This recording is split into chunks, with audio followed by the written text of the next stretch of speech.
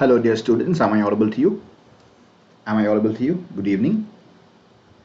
Good evening. Welcome to the Menti Quiz. Am I audible to you?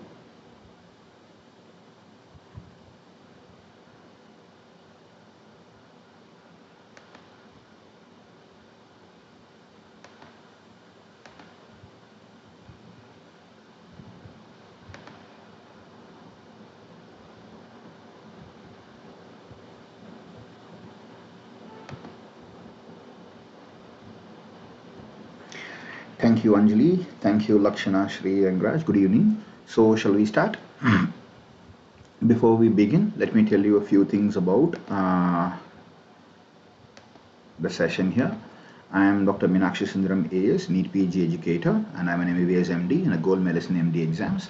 And I'm a high octane educator for biochemistry and microbiology for the past 11 years. And I have been successful in placing a lot of students in the best institutes like AIMS, PGI Chandigarh, JIPMER, NIMANS for the every year in the last 11 years. And I'm a prolific quiz master, international and national. So I would be happy if you would be able to attend this quiz contest and see how much you can score. Karthik, good evening, and Krishna Kumar, good evening. Let's see how it goes. And before we go, let me tell you a few things about the Plus subscription. Here, if you would subscribe to Plus courses in Unacademy, you'll be having daily live classes, live tests and quizzes, many number of structured courses, unlimited access to all kinds of videos that are present in Unacademy, and you can use code Dr. ASM Live to get 10% off on the Unacademy Plus subscription with exclusive access to all my classes. And there is something called as iconic subscription. For this, you will be able to get the best of Unacademy and the best of Prep Ladder, a combination of live classes and batch courses and video lectures and question bank 2.0. And you can here use the same code Dr. ASM Live to get 10% off on this also. And you can have a Plus subscription. You can choose from the best of the best. The special class features are interactive live classes. Polls can be taken for every MCQ that you can see in the class. You can raise a hand. In the Unacademy app, you will be able to click on the session and you will be able to raise your hand. When you raise a hand, you will be able to talk directly to the teacher and clarify your doubts. And you don't have to miss any class because you'll be having recommended curated classes just for you based on your needs. And you'll be having downloadable lecture notes and you can watch the classes anytime, anywhere. And there is an updated and highly effective question bank, and there are NEET PG subscribers and toppers. And these are the free test calendars, and these are the two batch courses coming up. One is Focus FMG 2022 and Target NEET PG 2022. And you can boost your medical preparation PG, that is valid from November 29th till December 1st. Today is 30th, tomorrow December 1st. If you buy for 24 months of subscription, you get 4 months free. For 12 months subscription, 2 months free, and 6 months subscription, 1 month free. Use Dr. ASM Live as the code to get 10% discount. And these are the different kinds of prices. These are plus prices and these are iconic prices.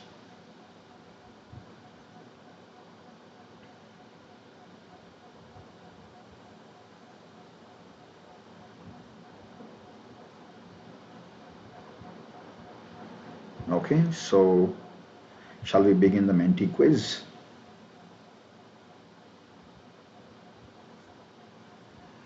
Okay, let's begin the Menti quiz right now.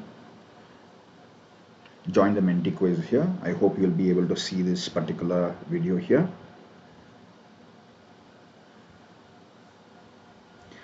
Yes, a small request.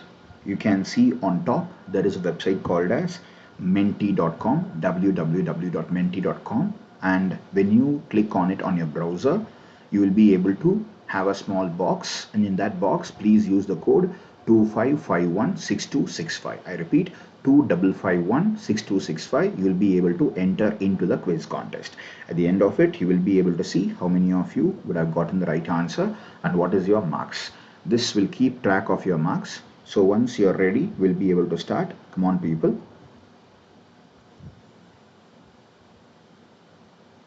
Hi, Delphia Spot, Anjali Ahuja, Karthik, Krishna, Lakshana, Anjali, all of you. I hope we'll be able to have a cracker of a session. Come on, people, let's do it. Yes, please join the session. For those people who are joining late, let me tell you this.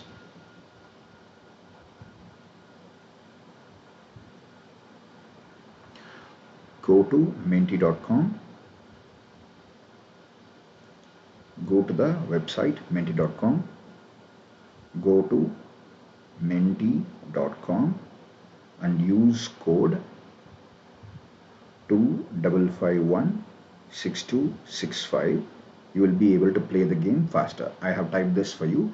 Go to menti.com and use the code 25516265. Okay, if you use it and play it, it will be better for you because your marks will be taken into account. You will be able to see how much you are able to score. Okay, for that reason I'm asking you to do this. It is completely up to you. Okay, so shall we begin the quiz contest? Please say yes or no. If you're ready, we'll start. Please let me know.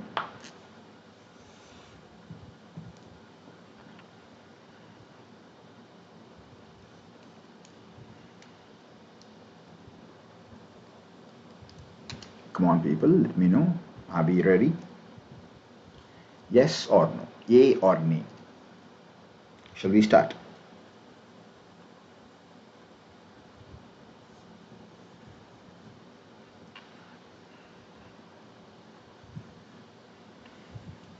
Please give me some confirmation so that we can start with the first question.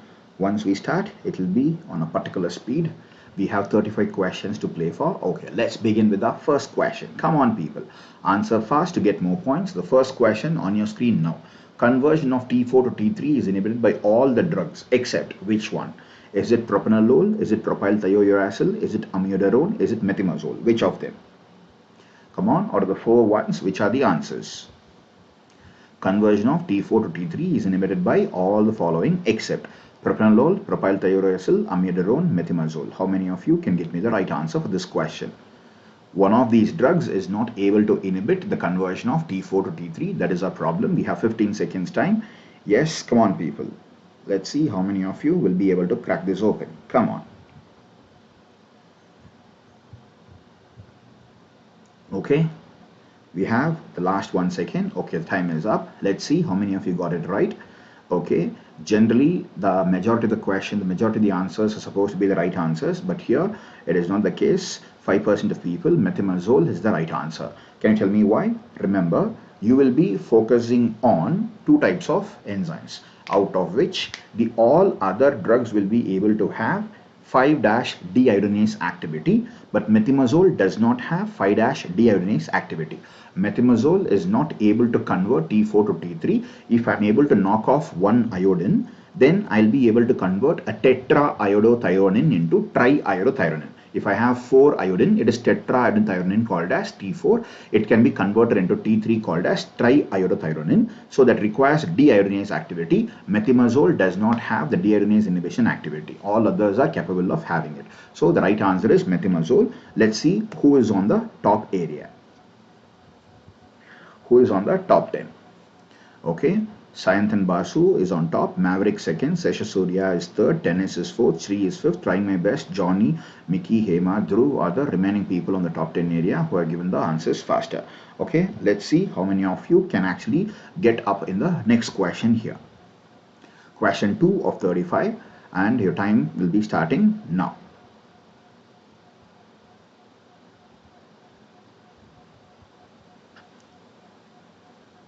Sorry, something happened. Okay, answer fast to get more points. Irreversible inhibition of COX is done by. Among the drugs, the irreversible inhibition of COX is done by which one? Aspirin, nimesulide, celecoxib, naproxen. Which one? You have 34 seconds more to go. Come on people, let's see how many of you can crack it open. Simple question. It's a very common question for second MBBS. It is like a viva voce question. Irreversible inhibition of COX is done by. This is also learned in biochemistry when it comes against when you are learning about competitive inhibition, non-competitive inhibition, social inhibition. Can you tell me which type of inhibition this is? Can you tell me which type of inhibition this is? Competitive, non-competitive, suicidal. Which one is it? Okay, the last 1 more second to go. Excellent. Okay, tell me what kind of inhibition this is. Many people, that is the majority, have given the right answer. The answer is aspirin. Can anybody try to tell me what kind of inhibition is this? Is this competitive, non-competitive and suicidal? Which one among the three?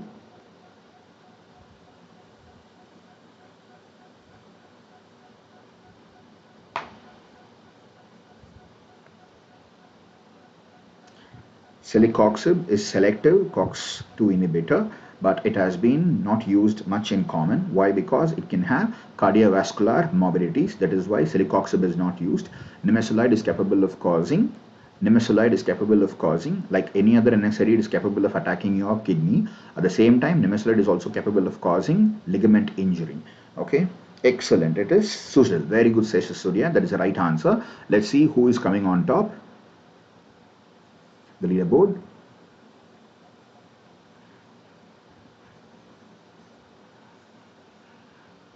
Okay, so Sayantan Basu is on top, Sesha Surya second. Sesha Surya has given the fastest answer for this question. Tennis is third, Dhruv is fourth, Hema is fifth, Arvind SN is sixth, Sudarshan is seventh, Hypergarified is eighth, Mickey is ninth, and Bunny is 10th. Mickey, Bunny, very good names. So let's go for the next question here. 4 of 35, and answer fast to get more points. Antidote for acetaminophen poisoning is a clear case, simple question, straightforward question. Activated charcoal, N-acetylcysteine, adrenaline, magnesium hydroxide. What is the answer? 30 more seconds to go. Come on, people. The antidote for acetaminophen poisoning. If you feel like acetaminophen is a very alien name, if at all you have come freshly into second year, acetaminophen is the chemical structure name based for paracetamol. Paracetamol is not actually a generic name. I mean, paracetamol is not a brand name, but it's a generic name. Acetaminophen will be more scientific. For paracetamol poisoning, what is the antidote? We have 5 more seconds to go for. Come on, people.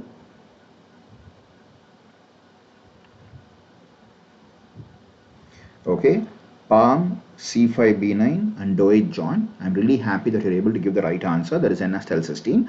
But if you could use menti.com and use the code 25516265, you will be able to play the game so that people will be able to see your marks. If you get the right answer, everybody will be able to see you. If you get the wrong answer, nobody will be seeing it. So you don't have to worry about feeling embarrassed. So it is only my suggestion. N-acetylcysteine is very, very important. Why? Because acetaminophen in excess is supposed to become NABKey. So the NABKey will be able to eat up all the GSH residues, glutathione residues and NADPH residues. So glutathione, GSH, will become GSSG. So the reduced form of glutathione is very useful biochemically for metabolism and even pharmacologically for metabolism. But when it becomes oxidized, GSSG, then you have to reverse the GSSG back to GSH. For that, you have to use N-acetylcysteine. Can you tell me what kind of amino acid is cysteine? Cysteine is rich in what? Cysteine is what kind of amino acid? Doit John, you came so close. You're saying N-acetylcysteine. It is CYSTINE. CYSTINE is not helpful in case of acetaminophen poisoning. CYSTEINE is helpful for acetaminophen poisoning. Excellent, Sesha Gopalan. It's a sulfur containing amino acid with a free SH group. The N-acetylcysteine will be able to offer the SH group so that GSSG can be brought back into GSH residues, which can be helpful for replenishing the GSH glutathione reserves, so that you will be able to control the NABKey, NABQI. Okay, let's go for the next question. Before we go for the next question, let's see the leaderboard.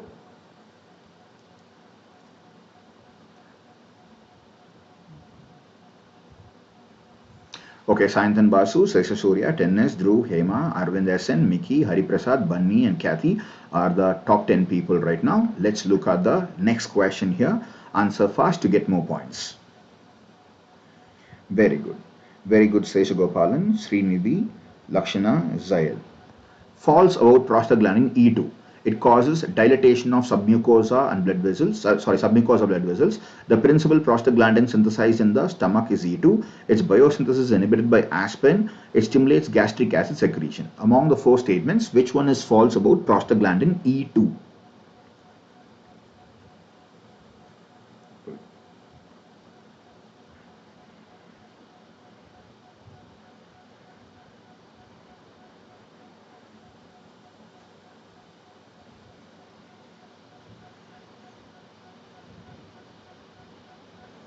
Okay, 9 more seconds. Anybody else who can send in their answers? 3 more seconds. 2, 1. Excellent. Let's see how many of you get the right answer. Excellent again. The majority of the people have gotten the right answer. It stimulates the gastric acid secretion is a false statement. Tell me, prostaglandin E2 is helpful for the mucosa or adverse for the mucosa? Prostaglandin E2 will support the mucosa or destroy the mucosa?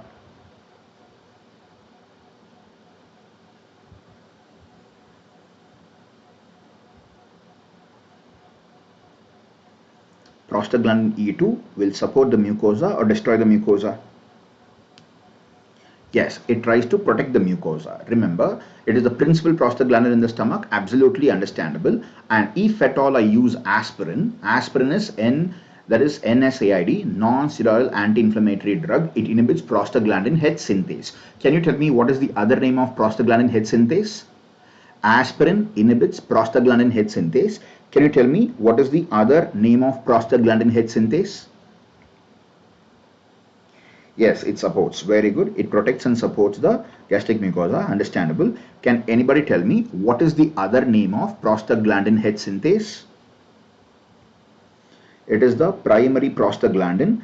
Prostaglandin H is the primary prostaglandin from which all other prostaglandins can come into picture. Okay, let me tell you the answer. Prostaglandin H synthase is also refers to as cyclooxygenase, which is what we always learn. Aspirin inhibits cyclooxygenase. Yes or no? So cyclooxygenase is having another name called as prostaglandin H synthase. When you inhibit that, it actually can inhibit the formation of any prostaglandin. So prostaglandin E2 can be inhibited. And it is causing dilatation of submucosal blood vessels? Absolutely yes. Because of more blood vessels supplying more blood into the area, the mucosa is very protected, but it will not stimulate the gastric acid secretion. In fact, it doesn't have much of a role. It can even decrease the gastric acid secretion. So let's see the leaderboard now.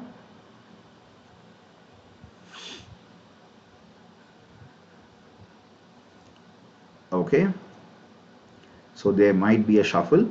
Tennis has come on top. Sayanthan Basu, Dhruv, Seshasuriya, Hari Prasad has given the fastest answer for this question.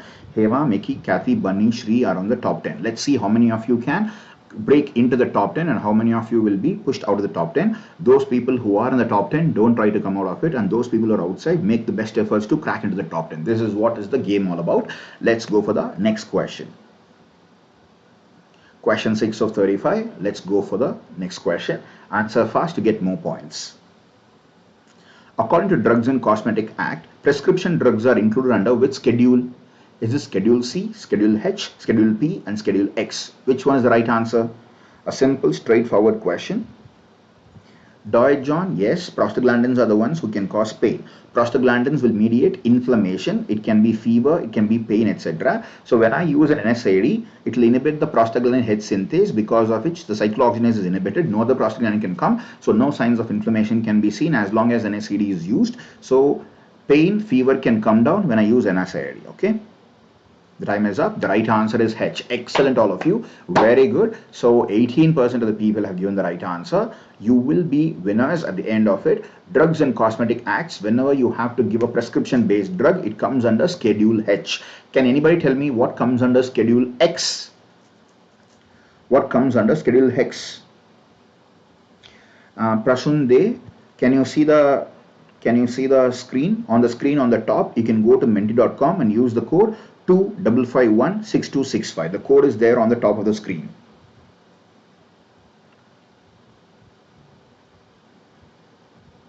Thank you all of you for playing very well.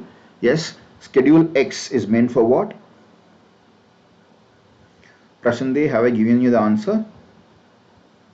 Excellent. Those which are very dangerous to handle, narcotics and psychotropics, can be coming under X. Excellent. Very good. Let's see the leaderboard. We'll see who's standing where. Yes, correct.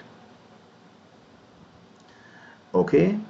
So instantly people are able to shift positions. Okay, tennis, Sayanthan Basu, Seshasuriya, Hari Prasad, Miki, Hema, Bani, Arvind Essen, Dhruv, Sudarshan. For this question, Arvind Essen had given the fastest answer.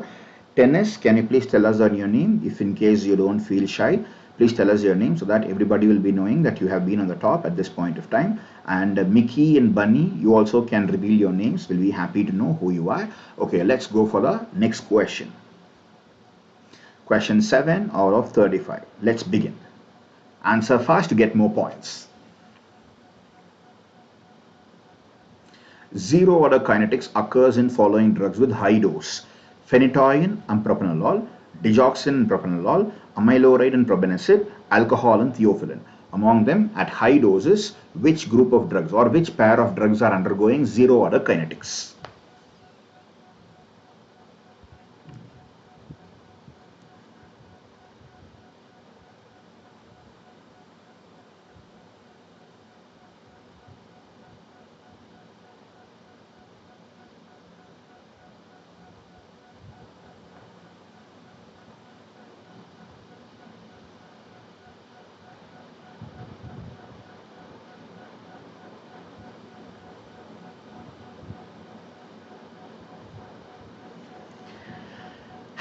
Yes, so alcohol and theophylline, not many people have been able to answer. It's okay, D is the right answer. Can you tell me what does zero order kinetics mean in terms of elimination?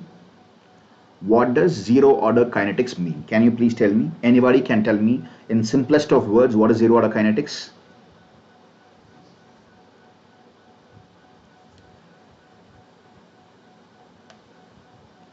Very good, Bilbo and Venkata Srinath. If you could come on menti.com and use the code 25516265, you will be able to have scores for you. Can anybody tell me what is zero order kinetics? In pharmacology, when it comes to elimination kinetics, what is zero order kinetics? Excellent. Doesn't depend on the plasma concentration. The same amount of concentration of drug will be eliminated. Constant amount of drug is eliminated. Excellent. All of you are doing a very good job. First order kinetics means depending upon the plasma concentration, the urine output also will be changing. But in case of zero order kinetics, no matter what is the concentration of the drug in the plasma, or no matter how much to begin with, the same amount of the drug will be eliminated at every given interval. So alcohol and theophylline will come under zero order kinetics only with high doses. So let's see how many of you have been able to crack open the leaderboard. So okay, I think Science and Basu will again where Science and Basu is on top. Hari Prasad second, Sesha Surya third, Miki fourth, Hema fifth, Tennis sixth, Arvind SN seventh, Dhruv eighth, Bunny ninth, and Sudarshan 10th. Let's see whether you'll be able to pick up. Some people have broken into the S. Very good, all of you. Prasunde, yes, Prasunde, were you able to see the code here? Let's start the 8th question out of 35. Answer fast to get more points. We are doing pharmacology now, then we'll do pathology and microbiology. Partial agonist will possess what? What are the features? Maximum intrinsic activity and low affinity, high intrinsic activity and no affinity, low intrinsic activity and high affinity, low intrinsic activity and low affinity. What does it mean? Which one? Partial agonist. We are not speaking about agonist or antagonist. We are speaking about a partial agonist. For example, buprenorphine. Very good, Seshagopalan, Rutvik Patel, Bilbo, Srinidhi, Prasunde, Delphia Spot. It's a very good answer. All of you are doing an amazing job. Yes, 1 second more. Okay, let's see how many of you got the right answer. Excellent, 20 have gotten the right answer. Low intrinsic activity and high affinity. Intrinsic activity means what? The agonist, when it comes and sits, by itself is not able to activate much, but it can bind very strongly to the receptor in such a way. The receptor, if it is being bound, receptor by itself will be able to start the second messenger system. But it is not, the drug is not able to generate its own activity, but it is going and binding to the receptor, because of which receptor can itself start the second messenger system activity. The result can happen. Now, what is an inverse agonist, anybody?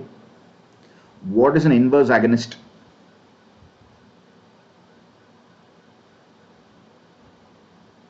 See, we have agonist which can activate something. We have antagonist which will block the activation of something. Remember, antagonist is not capable of causing the opposite effect of the agonist action. What is inverse agonist capable of doing?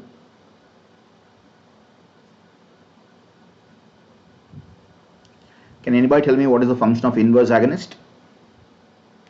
Excellent. For example, if at all you have a drug that is going to act on your bronchial mucosa. If a drug A is able to cause dilatation of the bronchial mucosa, that is called as agonist. If at all you want dilatation, it's called as agonist. If at all you place an antagonist, Antagonist is not capable of causing dilatation. It is not going to cause constriction. But the antagonist is not allowing the A to come and act, because of which dilatation is not happening. Antagonist is blocking the action from happening. Inverse agonist is somebody who is capable of doing the opposite, called as constriction. So partial agonist is somebody who by itself will not have the ability of causing the dilatation, but because it is sitting on the area, the receptor will activate a second messenger system to ultimately give you the result. So low intrinsic activity but high affinity. Very good, those people who have given the right answer. Let's see how many of you have cracked open the leaderboard now. Very good, VGF, Delphia Sport, Krishna Kumar and Kushal Gimere. Very good. So Sayantan Basu is still on top. Sesha Surya second, Miki third, Tennis fourth, Arvind fifth, Hariprasad sixth, Dhruv seventh, Hema eighth, Bunny ninth and Shri 10th. Are you all comfortable with the quiz contest? Are you happy with the way it is moving forward? Are you all comfortable at this point of time? See, I am conducting this quiz contest because at some point of time we may have some kind of monotony setting into our preparation. Most of us were amazing students in school. In school, our teachers would have called us as the brightest of the minds, the best in the whole state, the best in the district, the best in the country, they'll be saying. But once we enter into medical college might actually beat us down. We might lose a lot of interest at some point and because of the heavy dose of the syllabus we have.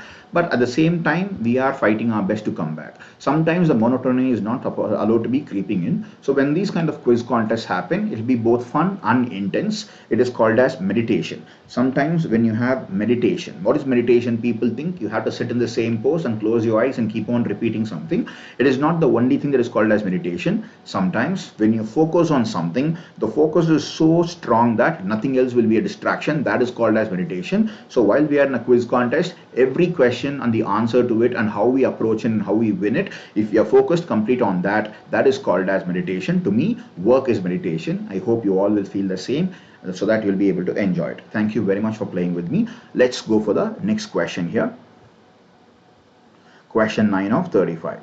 Answer fast to get more points. The most potent statin is which one?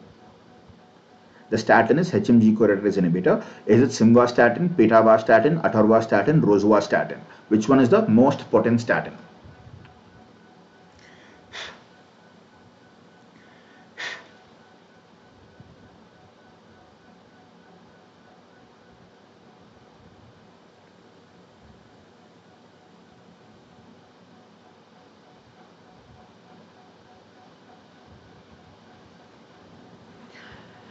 Beam Shaji, the problem is do not try to give an answer here as much as possible, because if you're wrong, everybody will be able to see it.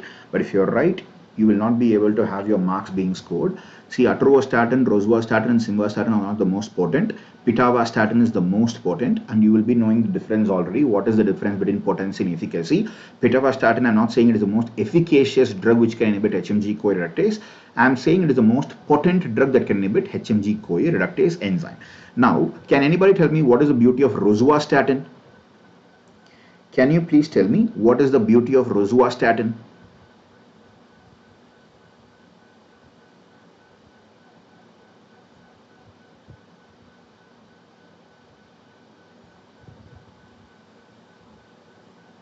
Anybody can tell me what is the speciality of rosuvastatin?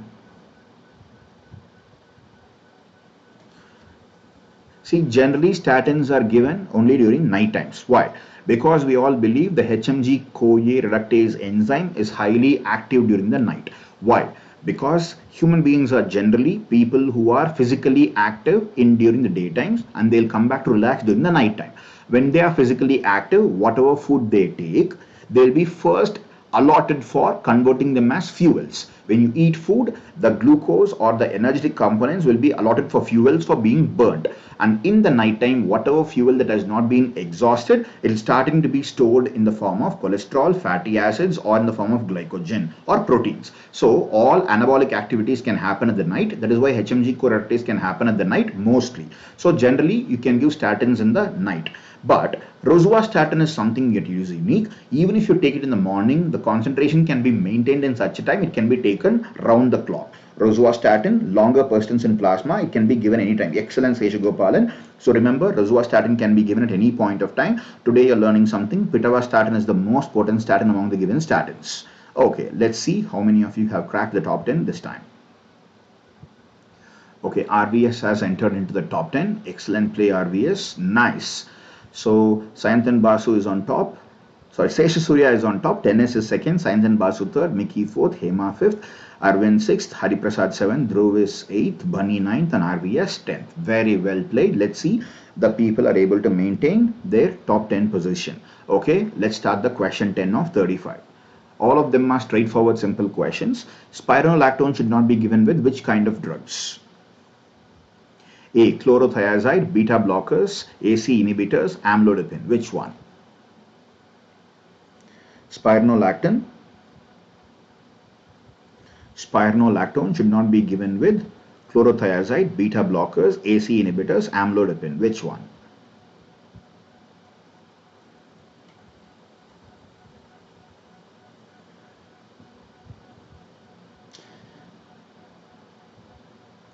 Very good, Seshagopalan, Prasande, Delphia Spot, Vishal Shah and Prasande. All of you are correct in your own way. Excellent. Okay, so 18 people have given the right answer for this question. Okay, let me ask you a simple thing. What is the reason specifically why spironolactone should not be given with that of AC inhibitors? Why should spironolactone not be given with AC inhibitors? Anybody?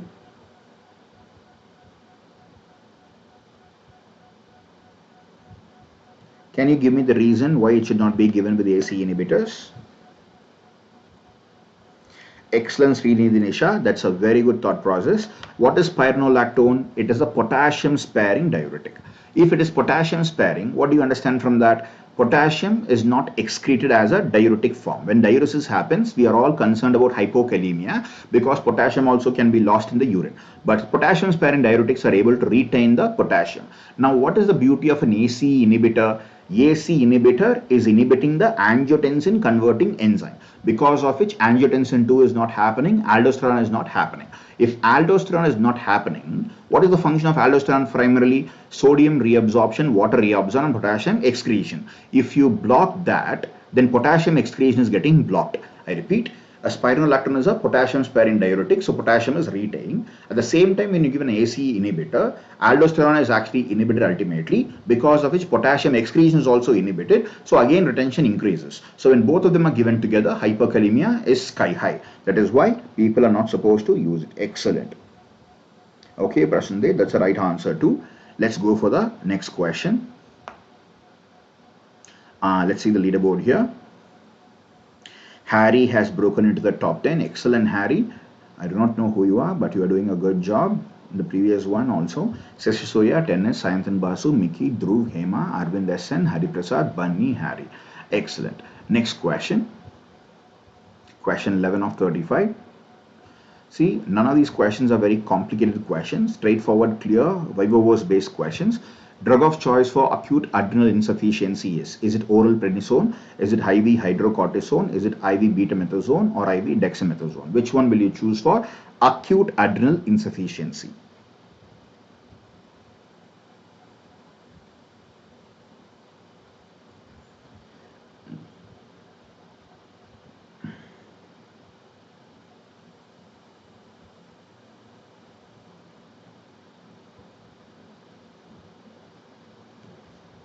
Okay, the time is up. So the majority again wins. It is IV hydrocortisone. Why? Because it has a faster onset of action than that of dexamethasone. Why are we concerned about it? Because it's an acute adrenal insufficiency.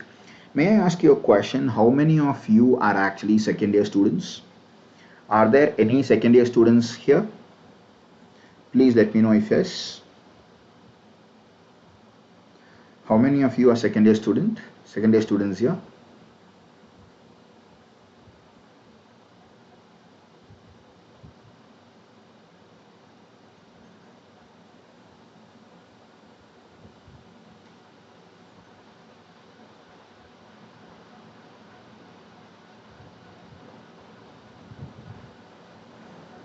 Venkata Srinath is a second year student. Anybody else?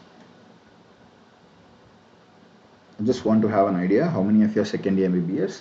If you are second year MBBS, in the upcoming days, we may have one more session if you are getting prepared for this. Okay, Ashwantida S. Jayaraman, very good. See, if there are second year students who are really interested in such kind of quizzes, your preparation, you have come for this quiz contest without preparing, right? So you can take some amount of time to prepare for this, and then you can come back for one more session like this. Would you be liking it if we can do one more session like this? If you prepare for all the 3 subjects, we can do like subject wise, but we can do it at least 3 or 4 subjects so that we don't have monotony in this. If you would like one more session, let me know. When can we have the next session like this if you would like to prepare for yourself?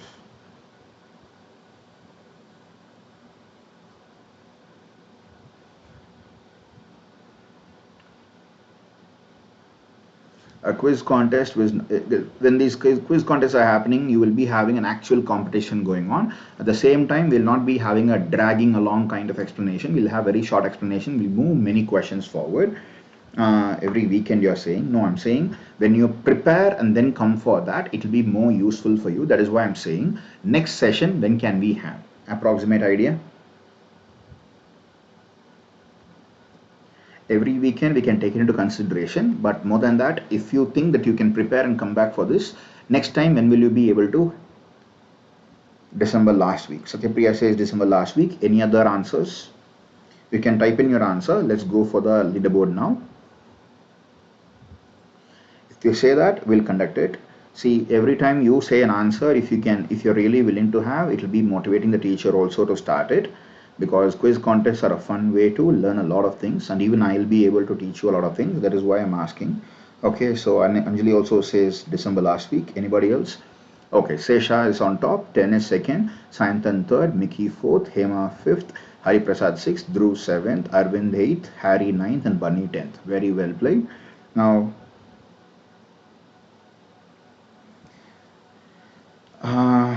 I'm not very sure, Sesha Gopalan. If we are connecting, we'll definitely let you know. We'll be posting on all the areas, on Facebook, on Instagram, on Telegram. We'll be sending you that. I'm not very sure. It may happen in the month of March or April. We'll let you know before the PSG Biochemistry Quiz Contest. It is an annual Biochemistry Quiz Contest which is not happening for the last 2 years because of lockdown and pandemic. But once it is cleared, we'll be able to reach out to offline quizzes. We can have a lot of people coming up. Okay, let's question. An old man has enlarged prostate. Which of the following may be used to suppress his prostatic growth?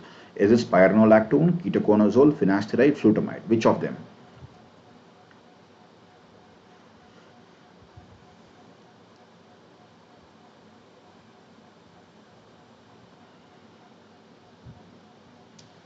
Any other answer? An old man, enlarged prostate. Which of the following can suppress the prostatic growth? Spironolactone, ketoconazole, finasteride, flutamide. Okay, the time is up. Let's see how many of you have gotten it. Yes, the maximum number of people have gotten it right, finasteride. So the speed with which, when many people are giving the right answer, the speed with which you're giving the answer will make a difference in your marks. And finasteride, it can be a 5-alpha reductase inhibitor. And along with that, when you have a prostatic growth and there is dribbling kind of urine, what other kind of drug can be given? Can anybody tell me what other kind of drug can be given? Hi Rahul Soni, hello to you. Try to play along with us. We'll be very happy to have you. Tell me, if you're using 5-alpha reductase inhibitors on one side, what other drug can be used? 5-alpha reductase inhibitors will take some time to actually have its effect coming up. That is, the prostate is enlarging. Because of it, the prostatic urethra is being suppressed. So if I try to give finasteride, the mass of the prostate will slowly shrink. But before that, who can give you an acute response for it? Excellent. Mirabegrol is not capable of giving you very faster activity. Tamsulosin, you will be able to have an alpha-2 blocker. Excellent. So along with finasteride, when you give an alpha-2 blocker, the response will be better. An alpha-2 blocker can give you instant results, while prolonged, consistent results can be given by finasteride. Excellent playing, people. Let's see the leaderboard now.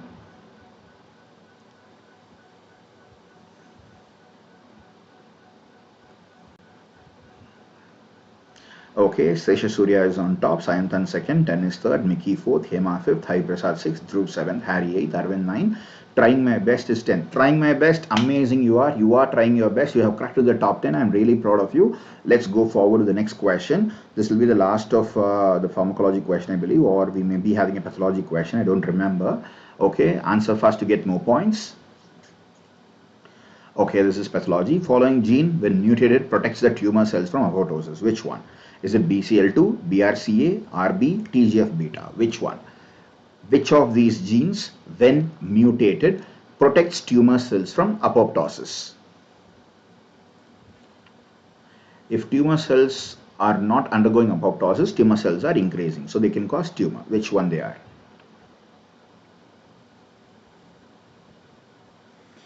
Very good, Prasande and Pretty. It can be prazosin, tamsulosin, depending upon the status of the patient and the BP of the patient. Very good. Many people have chosen BCL2 and that is the right answer. So BCL2 mutation will be the answer for your question. Why? Because we are focusing on the tumor cells from apoptosis. This is BCL2, that is the one that is related to apoptosis directly. All others, for example, RB. RB gene is called as what, anybody? Retinoblastoma gene is also called as what? Retinoblastoma gene is called as what? What is the role of the retinoblastoma gene? Anybody?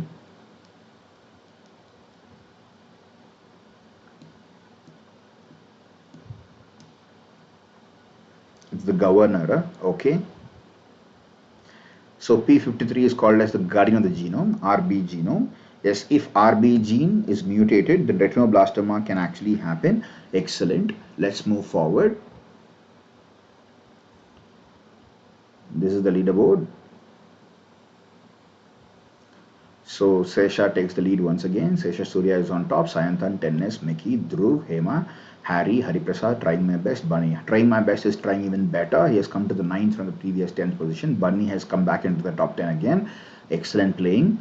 Let's see the next question here.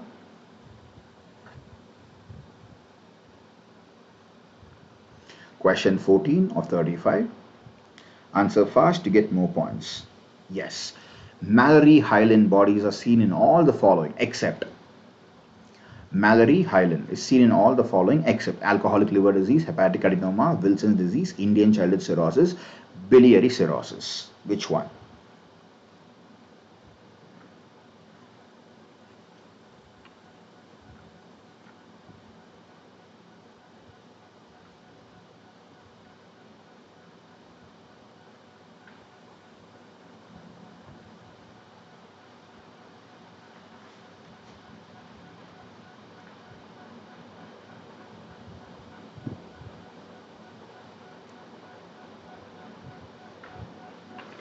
Okay, so many people have tried to give the answer. So majority is not winning this time. Hepatic adenoma is the right answer. If I replace hepatic adenoma with what, then all of them can be correct. Hepatic adenoma is so close. What else can have Mallory-Hyland bodies? Anybody? See, alcoholic liver disease, absolutely yes. Wilson's disease, yes. Indian childhood cirrhosis, biliary cirrhosis doesn't have much of a difference in the accumulation of Mallory-Hyland. It is accumulation of the cytokeratin molecules, cytokeratin inside the small spaces. Now, what else can be the right answer? Excellent, Vijay Penumaka. It is hepatocellular carcinoma. Very good, Sayantan.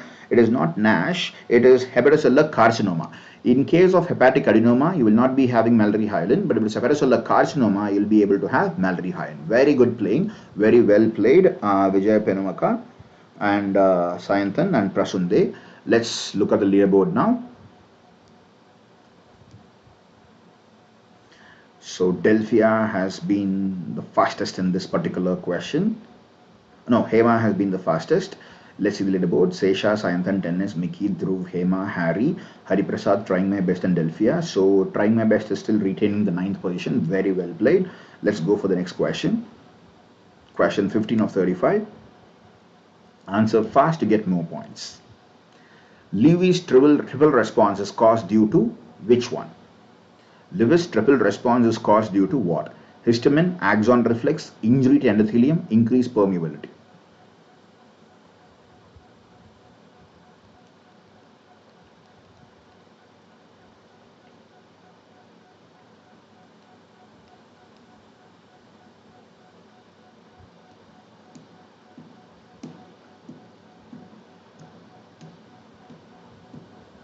Okay, 3, 2, 1.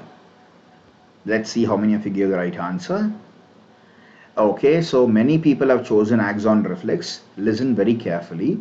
Histamine, which is present in the lungs, in all the areas where they are present on the surface of they are present in the mast cells, they are the ones who mediate the triple response. But the triple response can be activated because of axon reflex, and the leading results can be injury to the endothelium and increased permeability. So axon reflex, endothelial changes, increased permeability will all happen later, but histamine is the one who is able to start activating the whole activity. So the answer would be histamine rather than that of axon reflex. I'm so sorry for the people who came so close.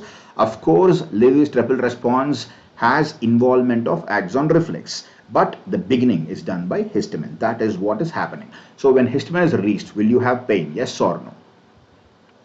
When histamine is released, you will have pain. Yes or no?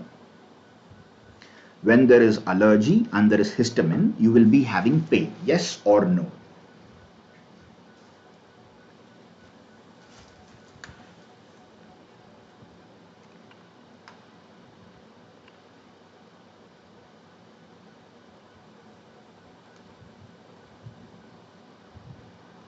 No. Excellent. So who mediates pain? Jui Biswas, the answer is no. Histamine is not capable of causing pain. It can cause vasodilatation, because of which there is a wheel reaction, and also you'll be having a flare reaction. You'll be redness because of the local inflammation, and that is the local vasodilatation happens. Warmth can be seen. Triple response can be noticed. But bradykinin is the one who can cause pain, not histamine. So let's see the leaderboard now. This leaderboard may be slightly twisted because of a unexpected answer. So I guess Sayanth and Basu overtakes slightly Sesha Surya, Tennis, Mickey, Hema, Dhruv, Harry, Delphia, Riz and Hari Prasad. Okay, Riz has taken it to the top 10. Very good. Salini Subhash, prostaglandins can cause pain, but in terms of allergy, bradykinin is the one who causes pain. Question 16 of 35. Answer fast to get more points. Let's see how many of you will get this answer correct. Hemophilia is associated with what? Hemophilia is associated with X chromosome, Y chromosome, chromosome 3 or chromosome 16. Which one?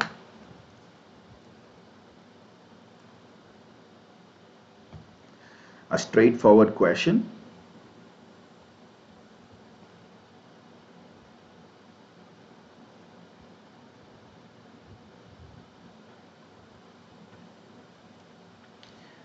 Mishu Singh, Kannan Sivakumar, Vijay Penumaka. You can try using menti.com and use the code 25516265. Okay, I think Kannan Sivakumar might be finding it difficult because of the slow website. Others, Mishu Singh, Vijay Penumaka, Apollo, Anil, Pratap Reddy. You may try. You can all try going for menti.com and using the code 25516265 to answer these questions, so that your marks will be taken into account. The hemophilia is actually an X-linked disorder, because of which who will not be showing direct symptoms, who will not be directly affected? If this is an X-linked disorder, who will not be suffering from hemophilia much?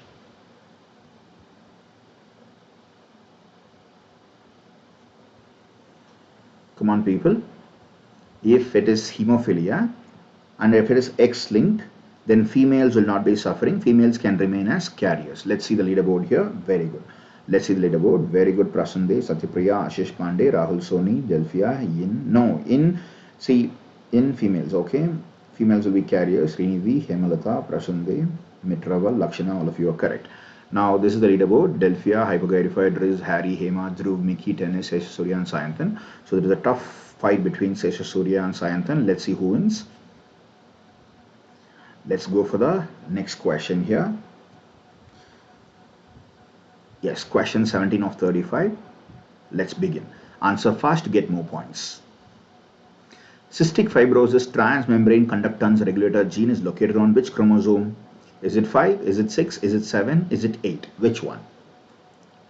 Very simple question. These are recall based questions, not much of logic in it. You just have to remember it. These kind of questions also happen in a quiz contest, so please be prepared for them. And these kind of questions can be expected in both NEET exam and UPSC exams, and even in case of your CMS exams, and also in case of your NEET PG and SAT exams. Okay, let's see how many of you get it right. Okay, so here the majority is not winning. The answer is 7. Cystic fibrosis transmembrane conductance regulator gene, CFTR gene, is actually based on the chromosome 7. You came so close. It's okay. Its answer is C7. Now, let's see the leaderboard here for a minute. Next question is also based on cystic fibrosis. Okay, Sayantan Basu is now leading again. Sesha Surya, Dennis, Mickey, Harry, Dhruv, Hema, Delphia, Riz, trying my best. Trying my best is again trying his best. He has come back into the top 10. Yes, very good. Trying my best. Are you a girl or a boy? Can you just let us know? Question 18 of 35. Let's start. Answer fast to get more points. In cystic fibrosis, the most frequent pulmonary pathogen is which one? Is it Pseudomonas, Enterococci, Staphylococci, Pneumococci? Among the four, which one? Pseudomonas, Enterococci, Staphylococci, Pneumococci. Which one?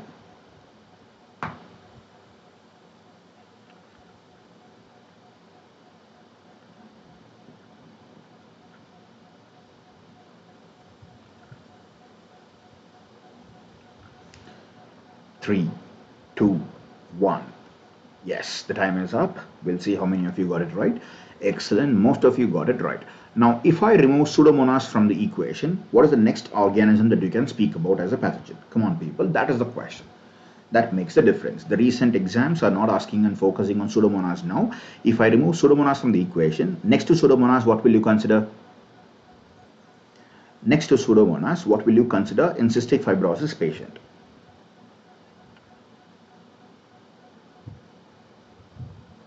Excellent, Prasande, Burkholderia cepaceae. What is the point here? Pseudomonas and Burkholderia, both of them are capable of producing a biofilm, just like Staphylococcus aureus. But the difference is Pseudomonas and Burkholderia are highly aerobic. In cystic fibrosis, the secretions are very thick, because of which the biofilm of Pseudomonas and Burkholderia can match with the logic of the thickness of the secretion from cystic fibrosis. So they can engulf and they can localize the local area very seriously. Now remember, pneumococcus is the most common cause of what in the lung?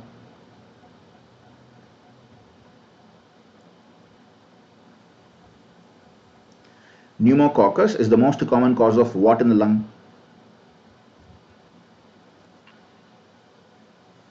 Pneumococcus is the most common cause of lobar pneumonia and bronchopulmonary abscess, and Staphylococcus is the most common cause of bronchopneumonia. Let's move forward. Let's see the leaderboard here.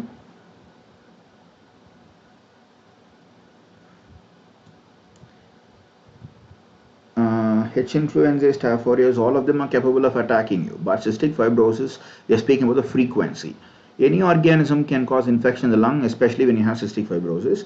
Okay, hypogarifide has come into the top 10. Trying my best has been slightly pushed up. Come back again, trying my best. Riz, Delphia, Dhruv, Harry, Hema, Mickey, Tennis, Esha, Surya, and Science and Basu. Let's go for the next question here. Question 19 of 35. These are straightforward questions. And when you feel that you want more tougher questions, please let me know. We can actually edge of a bit. Bimodality of incidence occurs in all except cancer penis in male, Hodgkin's disease, breast cancer in females, leukemia. Which one? Bimodality means in the earlier age group at one particular age, the frequency increases, it attacks you. Again, when you go into adulthood, it can attack you once again. So the attack can happen twice. That is called as bimodality of incidence. It occurs in all the diseases except which one? Cancer penis in male, Hodgkin disease, breast cancer in females, leukemia. Which one? Is not. Excellent. 14 out of the most people have given the right answer. See, vulvar cancer can have bimodality of incidence. And in case of aortic aneurysm, you can have the same answer. In case of breast cancer in females also, you can have the same answer. And there are other diseases also where you can have bimodality, like in case of leukemia, but not in case of cancer penis in males. Aortic dissection also can show you bimodality of incidence. So now I believe Sesha Surya has toppled the same position. Sayantan second, Dennis, Mickey, Hema, Delphia, Harry, Riz, Dhruv, trying my best. Let's go for the next question. Question 20 of 35. See, our session starts at 9:30 till, okay, 24 female, BT is 3 minutes, PT is 15 out of 14 second, the PTT, APTT is 45 by 35, platelet count is 2.5, factor 8 levels is 60 international units per deciliter. What is the most likely diagnosis? Is it factor 9 deficiency? Is it lupus anticoagulant? Is it factor 8 inhibitors? Or is it von Willebrand disease type 3? Which one?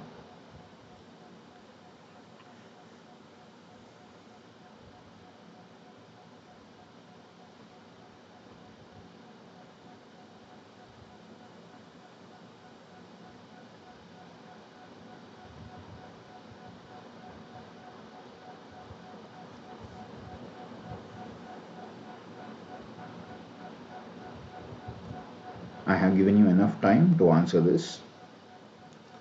25-year-old female, BT 3 minutes, PT 15 out of 14, APTT 45 instead of 35, platelet count is 2.5, factor 8 levels are 60 international units per deciliter, most likely diagnosis. Let's see who gets the right answer.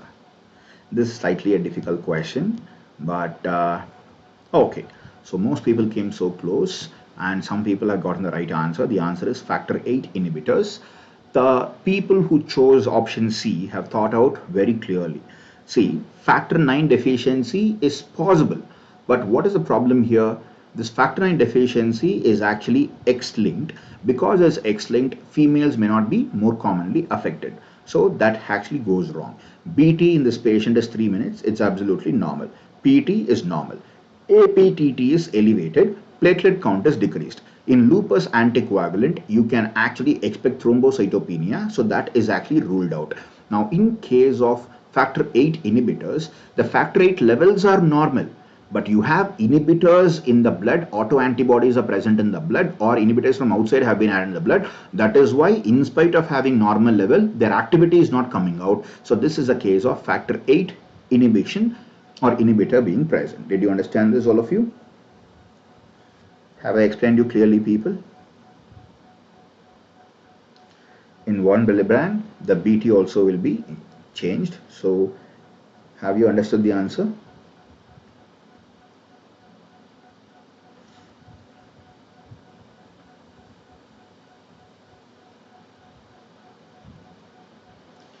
Did you understand the explanation is my question. Okay, let's move forward. Let's see the leaderboard now. Only Hema, Harry, Dhruv and Bunny have gotten it right this time. So they can make a difference, I believe. Excellent, excellent. And this session is supposed to end at 10:30. The session started at 9:30 and it is supposed to end at 10:30, but we have gone through 20 questions. If you are okay, we can go through all the questions. Please let me know if you're interested. Are you all interested to finish it? Do you want to see it finish? See, if you want to leave midway, you can let me know. We all can go together. But if you're interested in finishing it, we'll finish it off.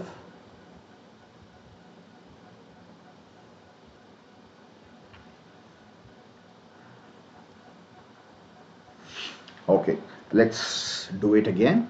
Answer first to get more points. Next question. Come on, people.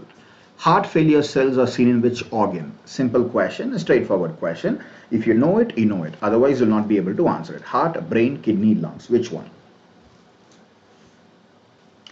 Nice. Somil Shah, Doid, Rahul Soni, Srin V, Delphia, Ashish Pandey, Akshay Taulia, Seshas, Jayant, Vishdarshan, Jui, Baswas. Thank you very much for your interest. So heart failure cells are seen in which organ? I believe most of you would be able to get it right if you have crossed that particular stage of time. Excellent. Most of you have given the right answer. The answer is lung. What is a heart failure cell? When there is a congestive cardiac failure, some amount of RBCs can be lodging in the lung, and if that RBCs have been captured by the macrophages, the RBCs phagocytosed by your own macrophages will be called as heart failure cells, which are present in the lung. Simple question. Let's see the leaderboard now. So Tennis gave a faster answer this time. I think he may make a difference. Okay, Sesha is on top, Sayantan second, Tennis third, Mickey fourth, Hema fifth, Harry sixth, Dhruv, Delphia, Riz, Bunny. Very good. Delphia, is it your original name? Excellent. Hemosiderin macrophages, Delphia and Srinavi. Delphia Spot, is it your original name? Answer fast to get more points. Autopsy finding after 12 hours in a case of death due to MI is what kind of necrosis? Is it caseous necrosis, or is it coagulated necrosis, is it fat necrosis, or it is liquefactive necrosis? Which one is it? It can be taken as a forensic medicine question and a pathology question together. Try to answer this. Autopsy finding after 12 hours in a case of death due to MI. After 12 hours due to MI death. What is the answer?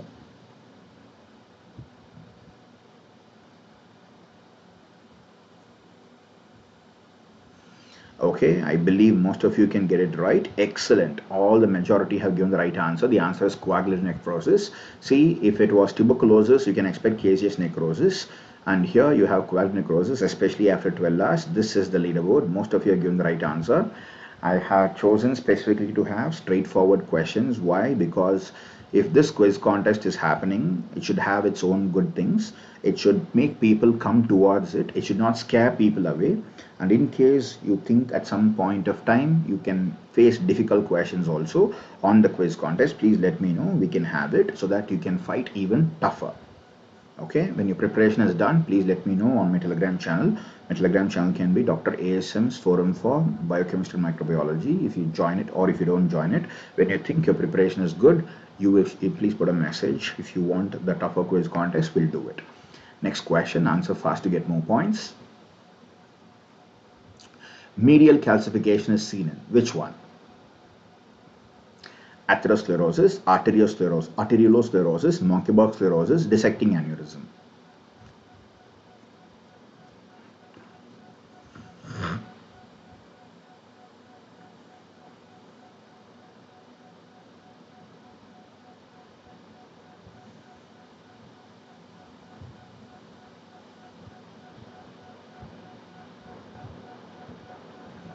Okay, here also I believe most of you can give me the right answer.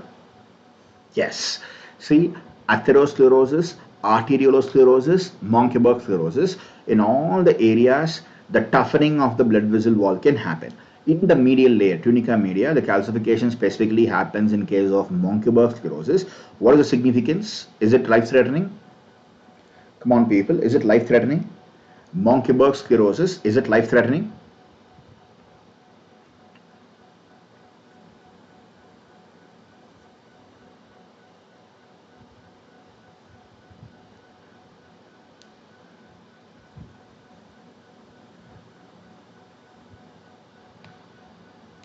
It is mostly asymptomatic and it is not much of significance also. Dissecting aneurysm very rarely can go for calcification, so don't worry about it. Let's see the leaderboard here. Sesha, Sayanthan. Okay, Sesha, Sayanthan, Tennis, Mickey, Delphia, Harry, Riz, Drew, Hema and Bunny. Okay, next question on your screen now. 24 of 35. Answer fast to get more points. All are non-proliferative glomerulonephritis except, it means you're supposed to answer for a proliferative glomerulonephritis. Is it membranous glomerulonephritis? Is it mesangiocapillary glomerulonephritis? Is it diabetic glomerulosclerosis or is it amyloidosis? Which one?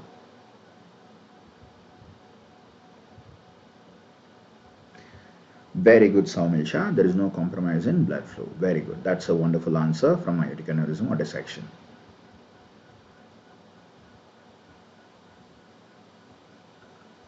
Okay, the time is up. People came so close, but it is mesangiocapillary glomerulonephritis. See, all are non-proliferative glomerulonephritis. When they say membranous glomerulonephritis, it is non-proliferative. But when there is another condition called as membranoproliferative glomerulonephritis, that is proliferative. And diabetic glomerulosclerosis is actually also called as what? Anybody tell me what is the syndrome called as? When there is diabetic glomerulosclerosis with wall rings, what is it called as? What syndrome?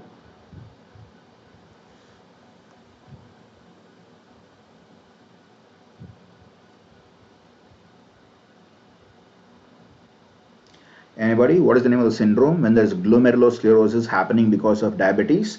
When there is glomerulosclerosis, it is only called as hardening. X, what is KW lesion? It is not just a lesion, it is Kimmel-Still-Wilson syndrome. Remember, there are tightening and thickening of these areas. But what is proliferative glomerulonephritis? Inside the Bowman's capsule, there is increase in the number of cells. Only when there is an increase in number of cells, you'll be able to call them as proliferative. Amyloidosis will not cause increase in the number of cells at all. So we'll have one more urology or nephrology based question. We'll see how many of you can give me the right answer. So Sayantan Basu displaces Sesha Surya now. I believe Sayantan is on top, 10 is next, Sesha 3rd, Mickey 4th, Harry 5th, Riz is 6th, Dhruv 7th, Delphia 8th, Hema 9th and Sudarshan 10th. Okay, I think there is a very tough fight going on. Yes, very good Sayantan, Sesha and Vijaya Penumaka. Vijaya Penumaka, are you a male or a female? And is there a problem for you to use menti.com? Please let me know if yes, I'll try to help you with that in case if it is not related to net problem of the internet. Okay, let's go for the next question.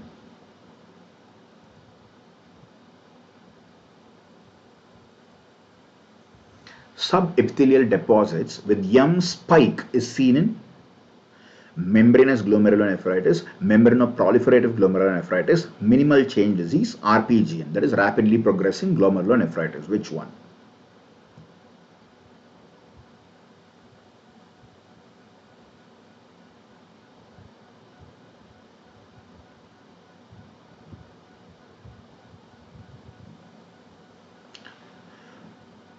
Three, two, one. Time is up. Let's see how many of you got it right. Okay, so here the majority does not win. It is membranous glomerulonephritis. See, there are some people who might have chosen minimal change disease. There are some people who might have thought about M spike as an M band. M band is different. M band happens in case of multiple myeloma where kidney may be affected. But minimal change disease can be a part of your nephrotic syndrome. Here we are focusing on membranous glomerulonephritis where the deposition of the material happens exactly below the level of, immediately below the epithelial area and can show M-like spikes. Tell me an answer to this. In HIV, is it proliferative or non-proliferative? In HIV, is it proliferative or non-proliferative? Oh, you joined in the 20th question. I understand your prediction. I'm so sorry, Vijay Penumaka. So in the next class, okay, Sayantan, Sesha, Tennis, Mickey, Harry, Riz, Dhruva, Hema, Delphia, Sudarshan, they are giving a very tough fight. Tell me, in HIV glomerulonephritis, what kind of nephropathy can you see? Is it proliferative or non-proliferative? You can say it is focal segmental. Yes, correct, Fayaz Hussain. No, it is most commonly a proliferative activity. Okay. 26 of 35. Which of the following is microaerophilic among the following? Okay, I'm sorry, Prasande. Let's see. Okay, Nikita. Which of the following is a microaerophilic organism? Is it Campylobacter? Is it Vibrio? Is it Bacteroides? Is it Pseudomonas? Which one?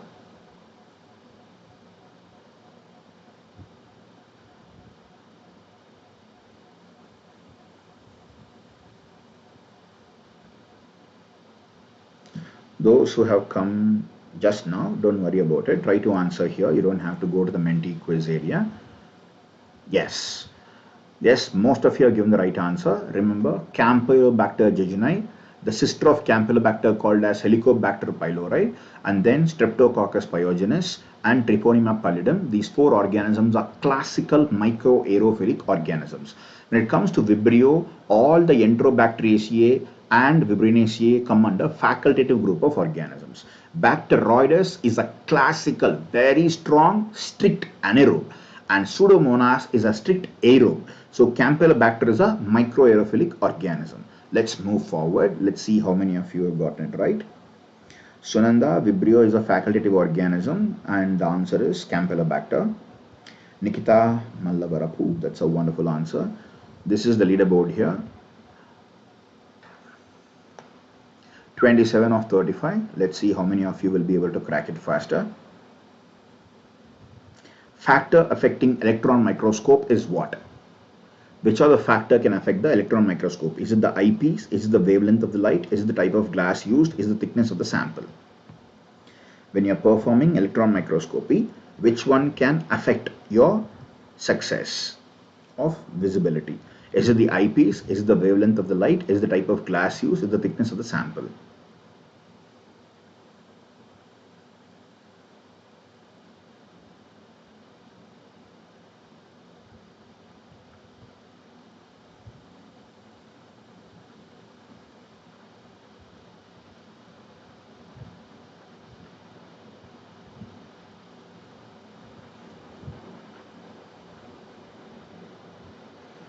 Okay, so 12 of them have given the right answer. The answer is thickness of the sample. See, wavelength of the light itself is a wrong information because it is electron microscopy. You don't have to worry about the wavelength of light. You have to worry about the wavelength of the wave called as electrons. And the eyepiece and type of glass lens will not affect the activity of the electron microscope, but the thickness of the sample.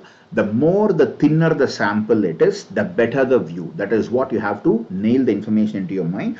It is not the wavelength, it is the thickness of the sample. Let's see the leaderboard here. These are the kind of questions which can be looking very simple but can make you trip and fall. Dhruv and Sudarshan have given the right answer. Very good. Maybe it can make a difference at the top area. Otherwise, the whole area has not differed. Now, let's go for the next question. 28 of 35. Answer fast to get more points. All the following are true regarding exotoxin except. Which one is a false statement? Is it highly antigenic? Is it heat stable? Is it neutralized by antibody? It is active in very small doses. Which one is the right answer?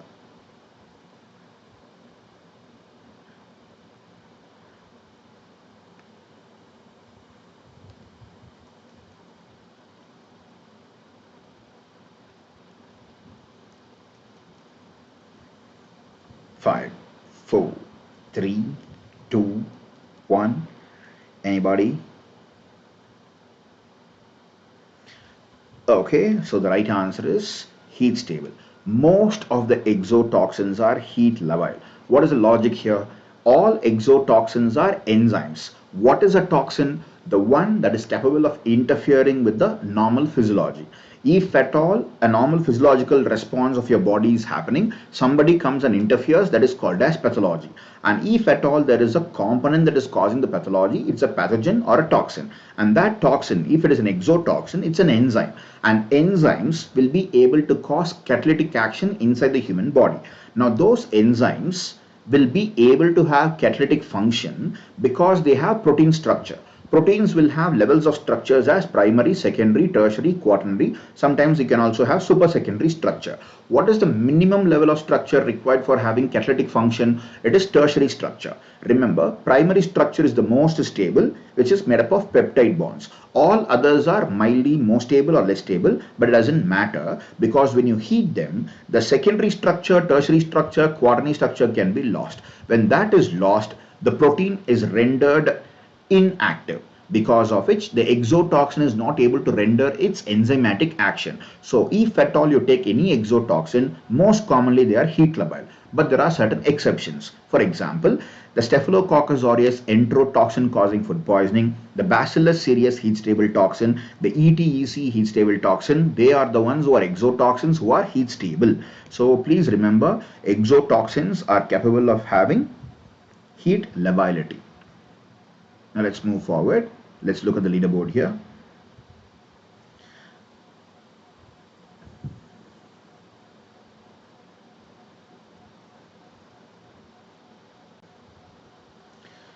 Okay, Sesha, Sayanthan, Tennis, Mickey, Harry, Dhruv, Hema, Riz, Delphia, Sudarshan. Let's move forward. Shall we go for the next question? Okay. And a small request to you people, in case you like the quiz, please put a thumbs up when you quit this video on YouTube. When you put a thumbs up, it can help many students, other students who can watch it offline later because the video can show up. Thank you very much. Please like, share and subscribe in case you like the video. Next question. We have last 6 questions to go for. Low level disinfectant. Who is an example here? Low level disinfectant. Who can be an example here? Benzalkonium chloride, glutaraldehyde, isopropyl alcohol, hydrogen peroxide. Which one?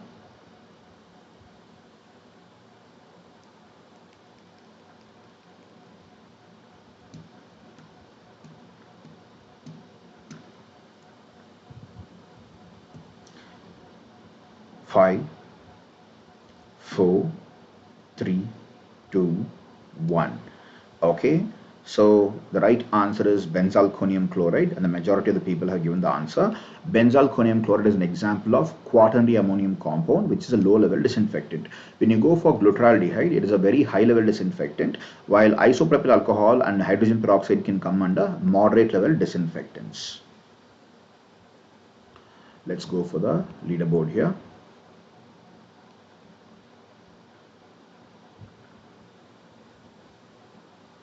Sayantan Basu has displaced Dennis and Sesha, Mickey, Harry, Hema, Dhruv, Briz, Darshan and Delphia. Let's go for the next question. Last 6 questions to go for. A patient administered with ceftriaxone and amikacin for an MDR Klebsiella infection. What is the next step of action?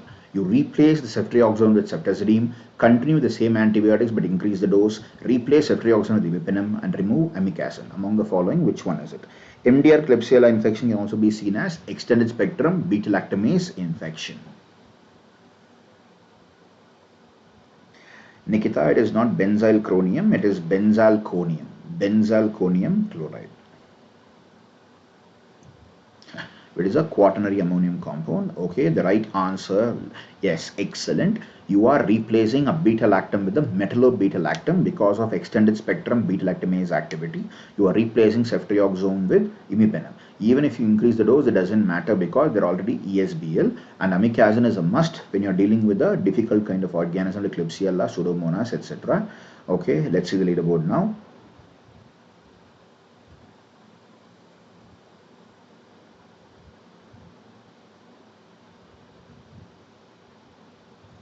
Okay, Sayantan, Dennis, Sesha, Mickey, Harry, Dhruv, Hema, Sudarshan, Riz, Delphia. These people have consolidated their status in the top 10. Others, come on people, try to come into the top 10. The last 5 questions, let's go for it. Answer fast to get more points. What is the T half of C-reactive protein? That is, if it is coming into the blood, in the serum, what is the half-life? Is it 6 hours, 18 hours, 24 hours or 12 hours? Which is the right answer? All these numbers are in hours. 6 hours, 18 hours, 24 hours, 12 hours. Which is the right answer? Excellent, Nikita. Anybody else with the right answer?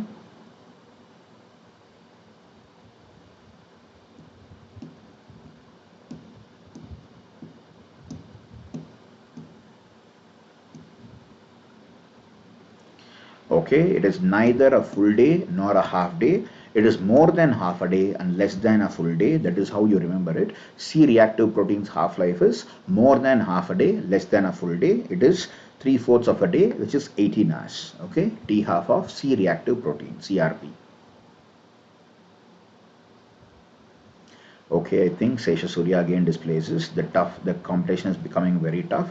So tennis is on top, Sesha second, Sayantan third, Mickey, Harry, Dhruv, Sudarshan, Riz, Hema, Delphia. Now Hema has come back into the top area. Excellent going all of you. 32, the last 4 questions of the whole day. Answer fast to get more points. In which of the following the 2 alleles are inherited together? 2 alleles are inherited together. Genotype, phenotype, allotype, isotype. Which one?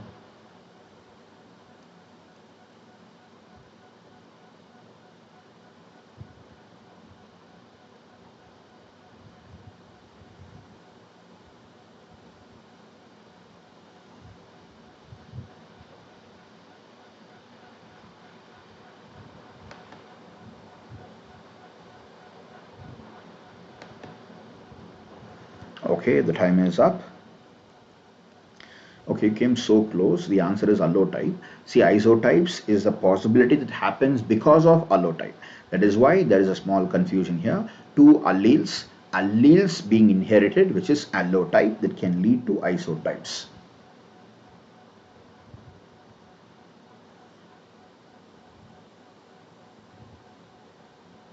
This question can make a difference.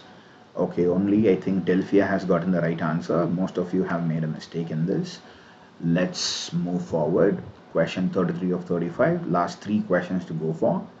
Answer fast to get more points. Most important chemical mediators of gram-negative septicemia. What is the answer? Is it TNF alpha, TGF beta, IL-3, IL-2 beta? Which one? If there is a gram-negative septicemia, who are the most important chemical mediators? Is it TNF alpha, TGF beta, IL-3, IL-2 beta? Which one?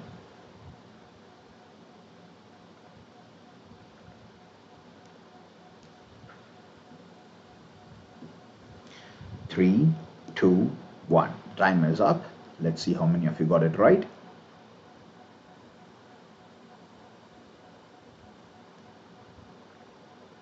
Okay, the majority wins again. TNF alpha is the right answer. Can you tell me what is a marker of a septicemia? What can act as a biochemical marker of septicemia? If a patient is admitted with infection and sepsis, what can act as a marker of septicemia? Biochemical mediator marker? What can act as a biochemical marker for septicemia? Whose concentration, if it is falling, it is better, and whose concentration is increasing, it is worse? Anybody? Try to find out.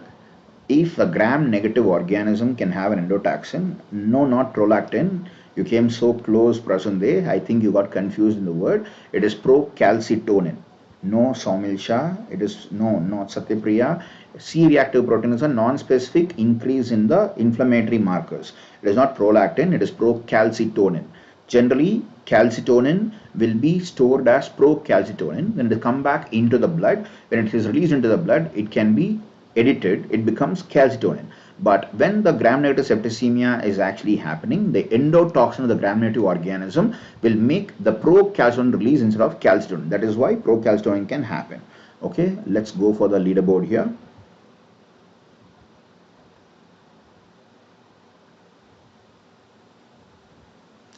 Okay, so it is becoming tight again. Tennis, Sesha Surya, Sayanthan, Mickey, Harry, Dhruv, Hema, Delphia, Sudarshan and Drills have gotten the top 10 positions. Anybody else? So last two questions to go for. Let's see how many of you can actually make it to the top 10 if by a chance. Thalassemia patient with iron overload is at an increased risk of infection with what? Campylobacter jejuni, Yersinia enterocolitica, Vibrio cholerae, Shigella flexneri. Which one? If you know it, you know it. If you do not know it, you will not be able to answer it. That is the kind of question this is. See, this is like an area where even though you know the logic here, you cannot get the right answer if you have not heard the answer before. That's very important. Come on, people.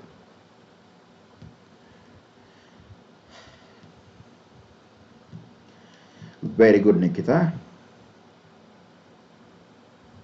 Okay, here the majority wins. The answer is Yersinia enterocolitica. See, in case of asplenia, capsulated infections can become deadly. In case of thalassemia or iron overload, Yersinia enterocolitica will be more importantly dangerous. Okay, so we have come to the penultimate question, and now let's see the leaderboard. Okay, nobody has gotten the right answer here. This is the last question of the day. I want to see how many of you can get it right. Let's see whether you will be finishing with a bang. Stool exam with the organism showed darting motility. Which of the following organism may be present in the stool? Is it Shigella dysenteriae, Salmonella, Proteus, Escherichia, Campylobacter jejuni? Which one? The organisms are seen in the stool examination and they are showing darting motility. Which organisms can they be? Are they Shigella, Salmonella, Proteus, Escherichia, Campylobacter? Which one?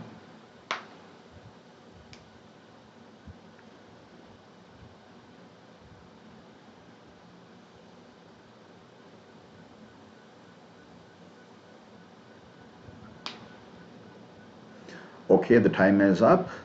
The majority did not win here. The answer is Campylobacter jejuni. So remember one thing: Shigella dysenteriae is a non-motile organism, while Salmonella is a peritracheate flagellary organism, Proteus is a peritracheate flagellary organism, and Escherichia is a peritracheate flagellary organism. So Salmonella, Proteus, and Escherichia all can have peritracheate flagella, while Campylobacter jejuni will follow the footstep of its precursor called as Vibrio cholerae.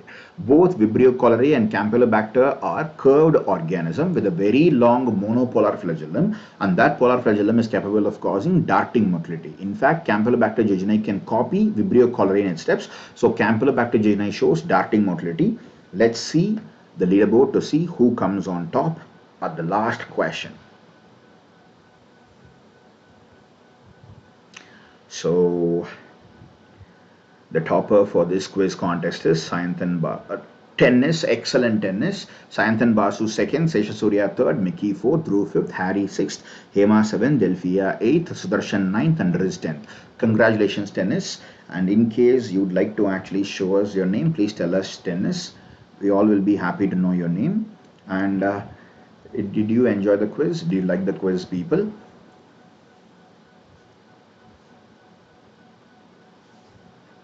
I would be happy if you actually show interest in quiz contest, because that's a easy, fun way to learn a lot of things. And in case you'd like to have a lot of quiz contests, please tell me when can we have the next quiz for second year MBBS. Yesterday quiz contest was for first year MBBS students, which was for anatomy, physiology and biochemistry, and they were participating with very lot of enthusiasm. So I told them in the second week or the third week of December we'll have the first year MBBS quiz once again when they finish preparing. And for you, we'll try to keep one more session for you at the end of the December session. Okay. Oh, tennis is Sriti Shivani. Very good, Shivani. Sriti Shivani is tennis. Amazing. Lina, amazing. Thank you very much for playing all the way. And in case you like the quiz contest, please put a thumbs up at the end of the session. It can help more students watch it. Thank you very much. Have a good night. All the very best. Have a good night.